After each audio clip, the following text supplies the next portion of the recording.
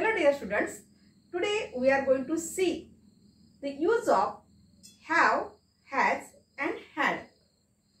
विद्यार्थी मित्रांनो, आज आपण नेमकं have, has आणि had चा वापर कुठे कुठे केला जात असतो याविषयी माहिती बघूया. पण आजच्या तासामध्ये फक्त आपण have चा वापर नेमका कुठे करतो, केव्हा करायचा.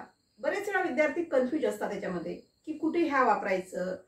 कधी has वापरतात तर कधी have वापरतात, तर कधी had वापरतात. नेमकं कोणत्या ठिकाणी have वापरायला पाहिजे आणि कोणत्या ठिकाणी has वापरायला पाहिजे आणि कोणत्या वेळेस had चा वापर करायला पाहिजे हे आपण वन बाय वन बघूया. यूज ऑफ have कुठे वापरायचं याविषयी बघूया.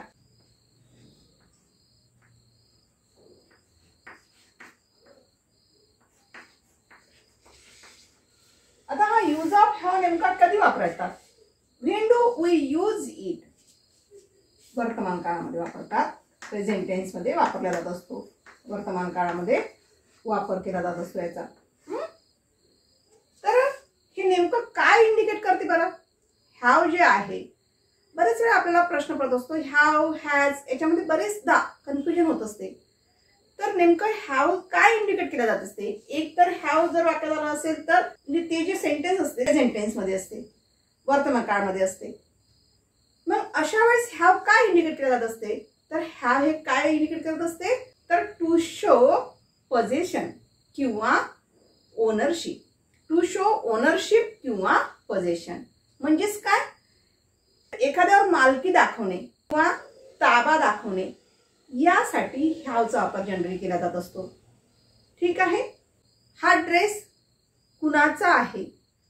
हा ड्रेस माझा आहे म्हणजे या ड्रेसवर कुणाची मालकी झालेली आहे, माझी.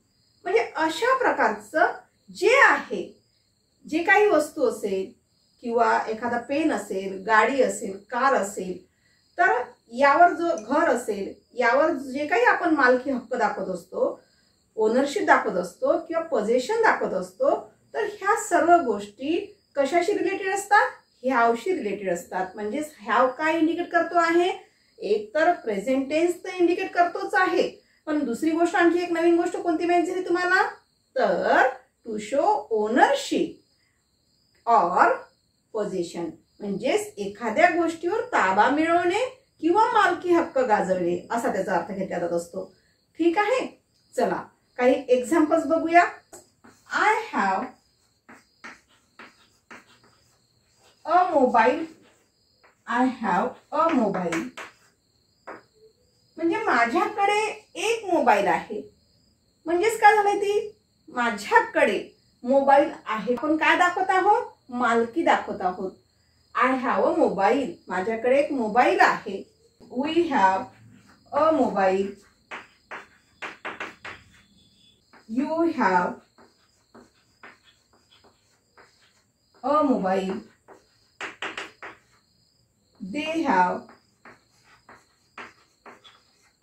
अ मोबाईल.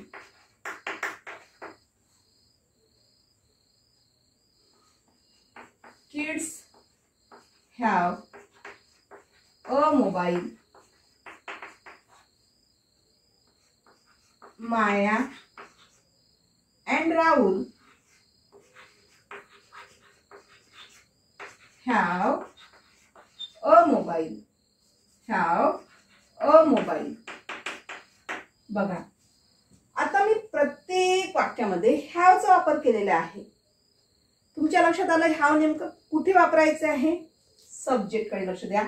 जर सब्जेक्ट आय आला असेल, वी आला असेल, यू आला असेल, दे आला असेल, किड्स आला असेल किंवा माया अँड राहुल म्हणजेच काय, दोन सब्जेक्ट जर अँडनी जोडलेले असेल अशा वेळी सुद्धा त्याच्यासमोर काय घ्यायचं आहे मित्रांनो, have चा वापर करायचा असतो. तिथे आपल्याला has घेता येणार नाही. प्रेझेंट टेन्स जर दर्शवायचा असेल तर अशा वेळेला त्या ठिकाणी आपल्याला दोन सब्जेक्ट जर अँडनी जोडले असतील तर अशा वेळेस तो जो सब्जेक्ट आहे तो सब्जेक्ट काय इंडिकेट करत असतो, प्लुरल फॉर्म मध्ये. त्यामुळे या ठिकाणी माया अँड राहुल हे दोघं असल्यामुळे या ठिकाणी आपण काय वापरलेला आहे, ते have चा वापर केलेला आहे. बघा, जसं की आय हॅव अ मोबाईल, माझ्याकडे मोबाईल आहे. माझी मालकी झालेली आहे. वी हॅव अ मोबाईल, आमच्याकडे मोबाईल आहे. आमच्याकडे म्हणजे आहे म्हणून आपण सांगितलेलं मोबाईल आहे, ही पण आमच्याकडे काय झालेलं आहे, तर तुम्ही ही मालकी दाखवण्याची गोष्ट झालेली आहे, हक्क दाखवलेला आहे त्या ठिकाणी. जसं की यू हॅव अ मोबाईल, तुमच्याकडे एक मोबाईल आहे. दे हॅव अ मोबाईल, त्यांच्याकडे एक मोबाईल आहे. Kids have a mobile, kids म्हणजे किड्स सुद्धा हे काय झालेलं आहे, प्लुरल सब्जेक्ट झालेला आहे, अनेक गोष्टी सब्जेक्ट झालाय, तर त्यामुळे सुद्धा इथे काय घेतलेलं आहे, हॅव घेतलेलं आहे. आणि जे काही आपल्याकडे जे काही वस्तू दाखवायची असेल किंवा पोझेशन दाखवायचं असेल, मालकी हक्क दाखवायचा असेल, तर ते गोष्ट आपण या ठिकाणी घेऊ शकतो. लक्षात. म्हणजे हॅवचा वापर नेमकं कशा पद्धतीने केला जात असतो, जर subject I, we, you, they, kids, my and Rahul यापैकी आलेलं असेल तर अशा वेळेस फक्त काय वापर करायचा आहे, तुम्हाला हॅवचा वापर करायचा आहे. ठीक आहे.